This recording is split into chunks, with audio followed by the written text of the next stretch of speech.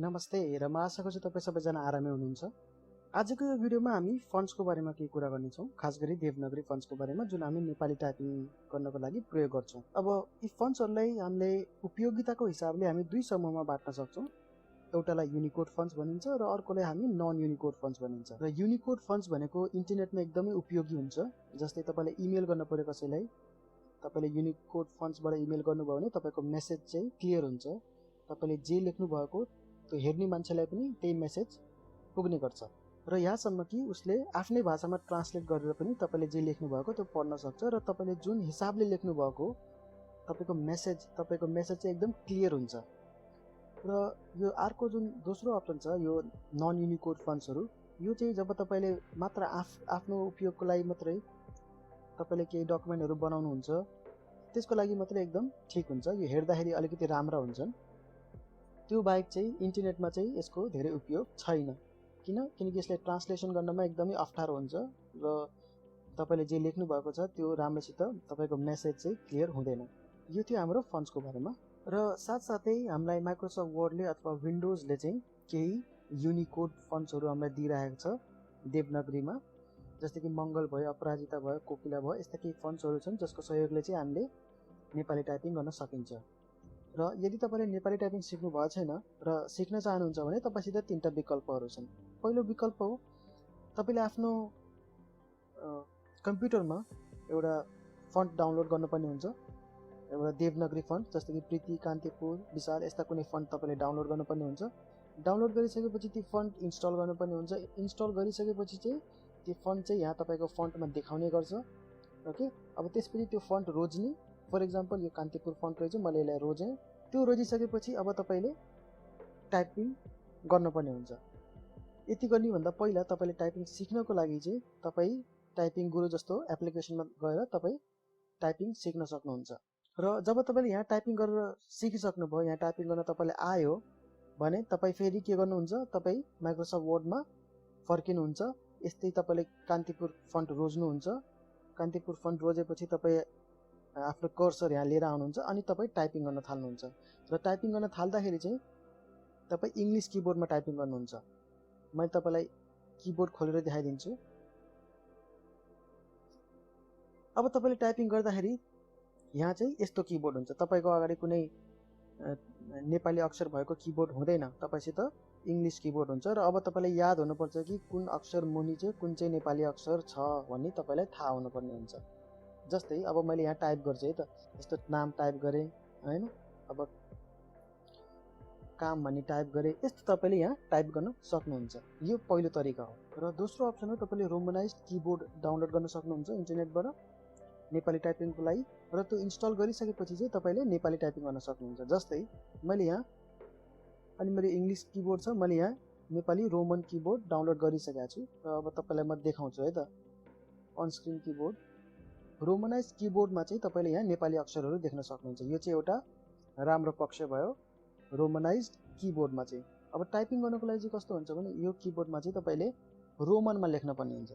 अब जस्तो कि अब नाम लेख्नु पऱ्यो भने कसरी लेख्नु पऱ्यो, मैले इङ्ग्लिसमा लेख्नु पऱ्यो क्या, मैले टाइपिङ चाहिँ NAME लेख्नु पऱ्यो क्या। मैले यहाँ किबोर्डमा कसरी टाइप गर्छु, NAME, मैले यसरी किबोर्डमा टाइप गरेँ तर यसरी त नामै भइदियो, मैले यसलाई काट्न पऱ्यो। अब नाम भयो होइन। काम कसरी लेख्नु मैले, अब जस्तै अब KAAM मानौँ न, के होइन AAM भनेपछि काम चाहिँ भयो, जस नाम काम चाहिँ सही नै आयो। अब मलाई लेख्नु पऱ्यो होइन, MALAI, यसरी लेखेपछि त भएन मलाई, यस्तो माली जस्तो भयो। त्यही भएर यो किबोर्ड पनि तपाईँले एकदम सिक्नुपर्ने हुन्छ। र सिक्नको लागि चाहिँ एटलिस्ट के राम्रो छ भने चाहिँ यहाँ तपाईँलाई अक्षरहरू तपाईँले देख्न सक्नुभएको छ र त्यो अक्षर हेरेर तपाईँले टाइपिङ प्र्याक्टिस गर्न सक्नुहुन्छ। अरू कुनै अक्षर हेर्नको लागि तपाईँले Alt GR मा क्लिक गरेर यहाँ अरू पनि धेरै अक्षरहरू यहाँ उपलब्ध छन् र त्यही अनुसार तपाईँले यहाँ टाइपिङ प्र्याक्टिस गरेर सिक्न सक्नुहुन्छ। यो थियो हाम्रो दोस्रो अप्सन। र अब तेस्रो अप्सन र सबैभन्दा बेस्ट अप्सन भनेको तपाईँले आफ्नो सिस्टममा, आफ्नो कम्प्युटरमा चाहिँ नेपाली ल्याङ्ग्वेज प्याक इन्स्टल गर्नुहोस्। र त्यो इन्स्टल गर्नको लागि चाहिँ तपाईँ यहाँ सर्च बक्समा गएर ल्याङ्ग्वेज सेटिङ टाइप गर्न सक्नुहुन्छ। यसरी ल्याङ्ग्वेज सेटिङ आउँछ, त्यो ल्याङ्ग्वेज सेटिङमा क्लिक गर्नुहोस्। र ल्याङ्ग्वेज सेटिङमा गइसक्यो। यो अहिले मैले सानो गरिदिएँ। ल्याङ्ग्वेज सेटिङमा पुगिसकेपछि तपाईँ यहाँ एड ल्याङ्ग्वेज गर्नुहोस्। यसरी क्लिक गर्नुहोस् एड ल्याङ्ग्वेज। यहाँ तपाईँले नेपाली आइहाल्छ। यसरी यहाँ नेपाली भारत भन्ने छ, नेपाली नेपाल भन्ने छ। यो नेपाली नेपाल तपाईँ यो नेपाली नेपाल भन्ने तपाईँले सिलेक्ट गर्नुहोस् र नेक्स्ट गरे हुन्छ। मेरो यो सिलेक्ट भइसकेको छ, त्यही भएर मलाई अहिले गर्नु परेन। अहिले म क्यान्सल गर्छु। त्यसो गरेपछि तपाईँ यहाँ नेपाली ल्याङ्ग्वेज तपाईँको आउँछ र यहाँ क्लिक गर्नुभयो भने चाहिँ तपाईँको यहाँ अप्सन पनि आउँछ र अप्सन आइसकेपछि तपाईँले किबोर्ड चाहिँ अझै किबोर्ड पनि एड गर्न सक्नुहुन्छ। जस्तो कि मसँग अहिले नेपाली नेपाल भन्ने छ र यी किबोर्ड्सहरू मसित छ। अरू पनि कुनै किबोर्ड चाहियो भने मैले यसरी एड गर्न सक्छु। अहिले मलाई कुनै चाहिएको छैन, मैले यसले छाडिदिउँ यत्तिकै। यसलाई नि क्लोज गरिदिउँ। त यसरी तपाईँले इन्स्टल गरिसकेपछि ल्याङ्ग्वेज प्याक इन्स्टल गरिसकेपछि यदि तपाईँको कुनै देवनागरी टेक्स्टहरू छैन, जस्तो कि यिनीहरूमध्ये कुनै टेक्स्ट तपाईँको नहुन नि सक्छ होइन, त्यसले देख्न सक्नु भएन फन्टमा भनेपछि यिनीहरू पनि आफै इन्स्टल हुन्छन्। ओके, अनि त्यसपछि तपाईँले यहाँ किबोर्डमा यहाँ तपाईँले यो नेपाली किबोर्ड नेपाली भन्ने किबोर्ड तपाईँले देख्न सक्नुहुन्छ। यो इन्स्टल हुन्छ। मसित अर्को पनि छ देवनागरी भन्ने। नेपाली ल्याङ्ग्वेज प्याक इन्स्टल गर्ने र नेपाली किबोर्ड इन्स्टल गरेपछि चाहिँ अनि तपाईँले नेपाली टाइपिङ गर्न सक्नुहुन्छ। अब सर्टकट की तपाईँले नेपाली आफ्नो किबोर्डहरू चेन्ज गरिराख्नु पर्यो भने तपाईँको सर्टकट की के हो, एउटा किबोर्डमा तपाईँले विन्डो बटन जुन छ त्यो क्लिक गर्नु अनि स्पेस बटन क्लिक गरेपछि तपाईँ छुट्टा छुट्टै किबोर्डमा सिफ्ट हुन सक्नुहुन्छ। ओके, अहिले म नेपाली किबोर्डमा सिफ्ट भएँ। अब नेपाली किबोर्डमा सिफ्ट भइसकेपछि चाहिँ अटोमेटिकली यो मङ्गल भन्ने फन्ट आयो। यो नेपाली टाइप गर्नको लागि अथवा हिन्दी टाइप गर्नको लागि यो प्रयोगमा आउँछ। अब मैले यहाँ कतै पनि गएर टाइप गर्न मिल्छ। जस्तो कि अहिले यहाँ देखाइरहेछ क्यालिब्री भन्ने फन्ट आयो। मैले यहाँ अगाडि पुगेपछि यहाँ क्यालिब्री भन्ने फन्ट आयो जुन इङ्ग्लिस टाइपिङमा युज हुन्छ। अब मैले यहाँ टाइप गरेपछि यो अटोमेटिकली नेपाली हुन्छ। जस्तो कि अब भनौँ न नाम भन्ने टाइप गरेँ होइन, अब काम भन्ने टाइप गरेँ, जाम भन्ने टाइप गरेँ, यस्ता मैले टाइप गरेँ र यो फन्ट चाहिँ के भयो, मङ्गल फन्ट आयो। नेपाली किबोर्ड प्रयोग गरेर तपाईँले फेरि अब यो प्रीति भन्ने, यो कान्तिपुर भन्ने, यो विशाल भन्ने फन्टहरू जुन नन युनिकोड फन्टहरू छ त्यसमा चाहिँ ती फन्टको प्रयोग गरेर चाहिँ तपाईँले टाइप गर्न मिल्दैन। यी फन्टहरू प्रयोग गर्नको लागि चाहिँ तपाईँले के गर्नुपर्छ, फेरि इङ्ग्लिस किबोर्डमा जानुपर्ने हुन्छ। यसरी तपाईँ इङ्ग्लिस किबोर्डमा जानुपर्ने हुन्छ। तपाईँले नेपाली किबोर्डमै रहेर ती फन्टहरू प्रयोग गर्न मिल्दैन। हेरौँ है त, इङ्ग्लिस किबोर्डमा छु। अब मैले यहाँ कान्तिपुर फन्ट मेरो माथि छ। अब मैले नाम लेख्न मिल्छ। ओके, यसरी यो अब कान्तिपुर फन्टमा मैले टाइप गर्न पाएँ। अब म हेरौँ, अब हेर्न सक्नुहुन्छ यहाँ मेरो नेपाली किबोर्ड मेरो खुलेको छ जसमा मैले अक्षरहरू पनि देख्न सक्छु। अब यहाँ टाइप गरौँ है त। अब यहाँ कान्तिपुर छ, यहाँ नेपाली किबोर्ड मेरो एक्टिभ छ। अब म यहाँ टाइप गर्छु है त। फेरि नामै लेख्छु, नाम लेखेँ तर कुन फन्टमा आयो, यो मङ्गल फन्टमा आयो। मैले यो फन्टलाई अब चेन्ज गर्न सक्छु। जस्तो कि कोकिला भन्ने फन्ट मैले बनाउन सक्छु। मैले यसलाई संस्कृत टेक्स्ट बनाउन सक्छु, तर मैले यसलाई कान्तिपुर टेक्स्ट चाहिँ बनाउन सक्दिनँ क्या।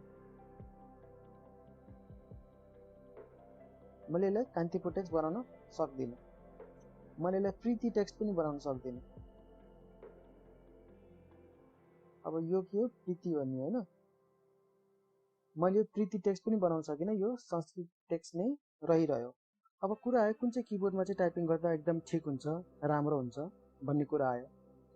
त मेरो सजेसनमा तपाईँले यही माइक्रोसफ्ट वर्डले दिएको जुन किबोर्ड छ त्यसैमा टाइपिङ प्र्याक्टिस गर्नुहोस्। र तपाईँले यो माइक्रोसफ्ट वर्डको नेपाली किबोर्डमा नै टाइपिङ गर्न चाहनुहुन्छ अथवा सिक्न चाहनुहुन्छ भने चाहिँ तपाईँ यो टाइपिङ गुरुमा नजानुहोस्, किनकि यहाँ यो किबोर्डमा टाइपिङ गर्नु र फेरि यो नेपाली किबोर्डमा यहाँ विन्डोजमा आएर टाइपिङ गर्नु अलिकति फरक छ। सेम टु सेम टाइपिङ सिक्नको लागि चाहिँ तपाईँ के गर्नु भने एउटा वेबसाइट रिफर गर्छु म तपाईँलाई। त्यसले क्लोज गरिदिएँ। यो एउटा वेबसाइट छ www.typingstudy.com भन्ने। यसमा तपाईँले नेपाली किबोर्ड रोजेर यहाँ तपाईँले टाइपिङ गर्न सिक्नुहोस्। र जब तपाईँ नेपाली टाइपिङ गर्न सिकिसक्नुहुन्छ यो किबोर्डको माध्यमले जुन जुन अक्षर यहाँ उपलब्ध छन् ती सबै तपाईँले टाइपिङ गर्न जानिसक्नुहुन्छ। त्यसपछि पनि तपाईँलाई कुनै कुनै शब्दहरू चाहिएको हुन्छन् जुन तपाईँले यो किबोर्डमा भेट्नु हुँदैन। र यदि भेट्नु भएन भने सबैभन्दा सजिलो तरिका के हो भने पहिलो तरिका त तपाईँले के गर्न सक्नुहुन्छ भने माइक्रोसफ्ट वर्डको इन्सर्ट भन्ने ट्याबको भित्र तपाईँ यहाँ जानुभयो भने सिम्बल्सहरू छन्, यहाँ सिम्बल्समा क्लिक गर्नुहोस् र यहाँ मोर सिम्बल्समा जानुहोस् र तपाईँले कुनै पनि नेपाली फन्ट यो देवनागरी फन्ट रोज्नुहोस् र त्यहाँ तपाईँले कतिपय अक्षरहरू तपाईँले भेट्न सक्नुहुन्छ र तपाईँले यी अक्षरहरूलाई प्रयोग गर्न सक्नुहुन्छ। र अर्को तरिका हो तपाईँले यो सर्टकट कीहरू पनि याद गर्न सक्नुहुन्छ, जस्तो कि ओम भन्ने अक्षर ल्याउनको लागि सर्टकट की भनेको Alt+2384 हो। यस्ता थुप्रै सर्टकट किजहरू पनि छन् खास गरी वैदिक टेक्स्टहरूको लागि। र आजको यो भिडियोमा यति नै। आशा गर्छु तपाईँले केही सिक्नुभयो होला। भिडियो मन परेमा लाइक गरिदिनुहोस्, सेयर गरिदिनुहोस् र भिडियो हेरिदिनु भयो धेरै धेरै धन्यवाद।